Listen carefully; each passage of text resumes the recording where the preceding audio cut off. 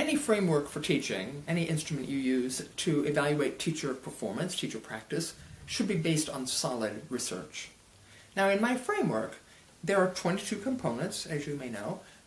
Each one of them has a solid research foundation, and that foundation is described in a chapter in the book called, I think, The Research Foundation. And it takes each one of the components one by one and describes the research behind it. That chapter was updated for the second edition, which was published in 2007. There's probably additional research yet. I mean, research is ongoing, and we keep learning more. But that's an obligation that anybody who promulgates a framework for teaching must be able to demonstrate, that it is grounded in solid research.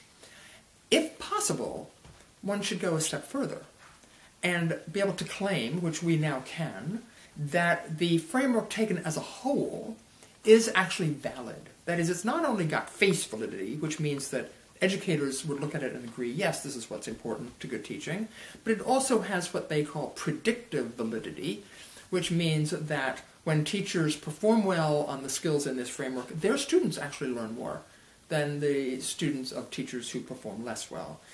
That research has now been done with my framework, actually several studies over time.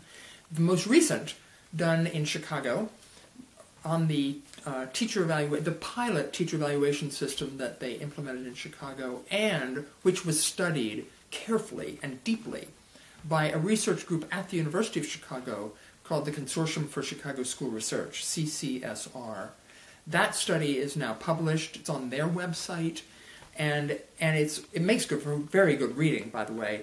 But it also points to some important findings about not only the components of my framework that are highly predictive of student learning, which levels of performance are highly predictive, and, in a slightly different vein, the value of professional conversation around the issue of teacher practice. That is, a conversation between evaluators and teachers around what the strengths were, what the areas for growth were, rich professional dialogue that accompanied the observations. I recommend it highly to anyone interested in strengthening their own approach to evaluation. But the bottom line is that the framework is a valid instrument, and it's the only one currently available for people to use that can actually make that claim.